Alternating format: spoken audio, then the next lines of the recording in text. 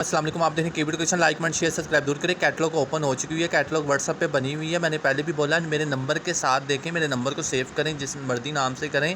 आपने उसका नंबर के साथ ही ऊपर देखना कि एक होम का बटन होगा, उसको प्रेस करना। जब प्रेस करेंगे तो आपको ये फ़ोल्डर खुल जाएगा। फ़ोल्डर क्या खुलेगा, पूरी एल्बम खुल जाएगी।